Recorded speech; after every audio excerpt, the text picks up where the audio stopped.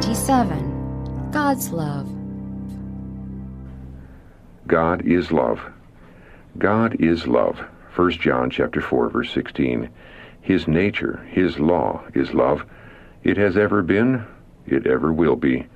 The high and lofty one that inhabiteth eternity, Isaiah chapter 57, verse 15, whose ways are everlasting, Habakkuk chapter 3, verse 6, changeth not. With Him is no variableness, neither shadow of turning, James chapter 1, verse 17. Every manifestation of creative power is an expression of infinite love. The sovereignty of God involves fullness of blessing to all created beings. The history of the great conflict between good and evil, from the time it first began in heaven to the final overthrow of rebellion and the total eradication of sin, is also a demonstration of God's unchanging love. God's love demonstrated in nature. Nature and revelation alike testify of God's love. Our Father in heaven is the source of life, of wisdom, and of joy. Look at the wonderful and beautiful things of nature. Think of their marvelous adaptation to the needs and happiness not only of man, but of all living creatures. The sunshine and the rain that gladden and refresh the earth, the hills and seas and plains, all speak to us of the Creator's love. It is God who supplies the daily needs of all His creatures.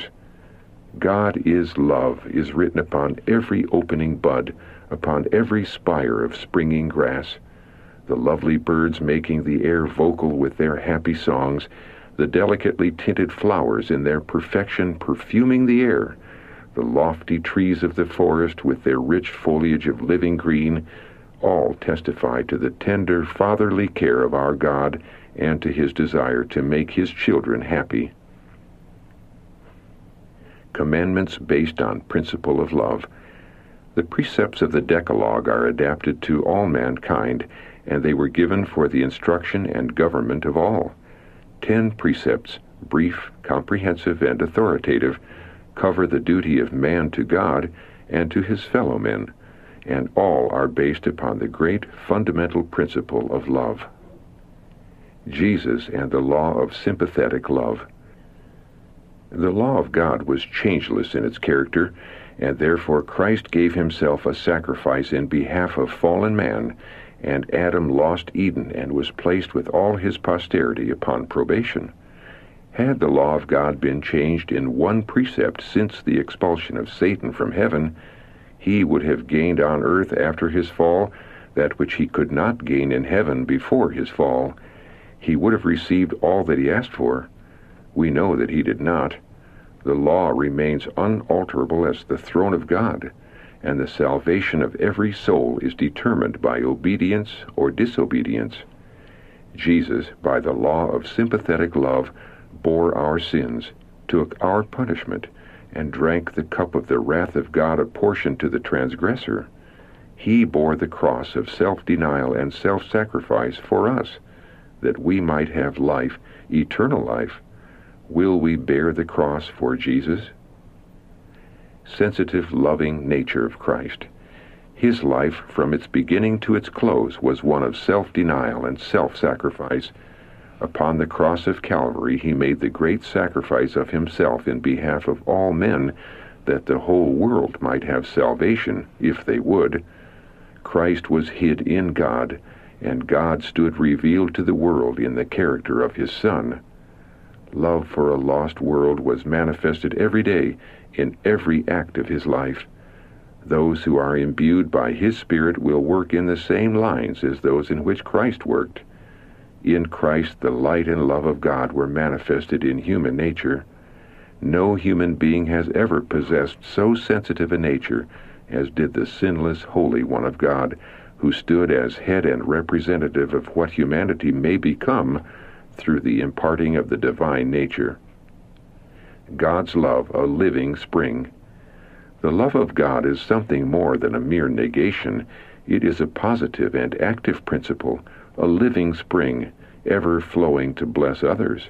If the love of Christ dwells in us, we shall not only cherish no hatred toward our fellows, but we shall seek in every way to manifest love toward them. Universe expresses God's love. Would that everyone could rightly estimate the precious gift our Heavenly Father has made to our world. The disciples felt that they could not express the love of Christ. They could only say, "Herein is love." The entire universe gives expression to this love and to God's unbounded benevolence. God might have sent His Son into the world to condemn the world, but amazing grace! Christ came to save, not to destroy. The apostles never touched this theme without their hearts glowing with the inspiration of the matchless love of the Savior. The apostle John cannot find words to express his feelings. He exclaims, "Behold, what manner of love the Father hath bestowed upon us, that we should be called the sons of God. Therefore the world knoweth us not, because it knew Him not." 1 John chapter 3, verse 1. How much the Father loved us we can never compute. There is no standard with which to compare it. Satan responsible for conception of a harsh, stern God. Satan led men to conceive of God as a being whose chief attribute is stern justice, one who is a severe judge, a harsh, exacting creditor. He pictured the Creator as a being who is watching with jealous eye to discern the errors and mistakes of men, that He may visit judgments upon them. It was to remove this dark shadow by revealing to the world the infinite love of God that Jesus came to live among men. Love between the Father and the Son, a type. However much a shepherd may love his sheep, he loves his sons and daughters more. Jesus is not only our shepherd, He is our everlasting Father. And He says, "I know mine own, and mine own know me, even as the Father knoweth me, and I know the Father." John chapter 10, verse 14, Revised Version. What a statement is this! The only begotten Son, He who is in the bosom of the Father, He whom God has declared to be the man that is my fellow, Zechariah chapter 13, verse 7, the communion between Him and the eternal God is taken to represent the communion between Christ and His children on the earth. God loves the followers of Christ as He loves His only begotten Son. Christ's love is a vitalizing, healing energy. The love which Christ diffuses through the whole being is a vitalizing power. Every vital part, the brain, the heart, the nerves, it touches with healing. By it, the highest energies of the being are roused to activity. It frees the soul from the guilt and sorrow, the anxiety and care that crush the life forces. With it comes serenity and composure. It implants in the soul joy that nothing earthly can destroy, joy in the Holy Spirit, health-giving, life-giving joy. Reviewing God's love. Thank God for the bright pictures which He has presented to us. Let us group together the blessed assurances of His love that we may look upon them continually. The Son of God leaving His Father's throne, clothing His divinity with humanity, that He might rescue man from the power of Satan. His triumph in our behalf, opening heaven to men, revealing to human vision the presence chamber where the deity unveils His glory. The fallen race uplifted from the pit of ruin into which sin had plunged it, and brought again into connection with the infinite God, and having endured the divine test through faith in our Redeemer, clothed in the righteousness of Christ, and exalted to His throne, these are the pictures which God would have us contemplate. Love makes our heaven. It is the love of Christ that makes our heaven.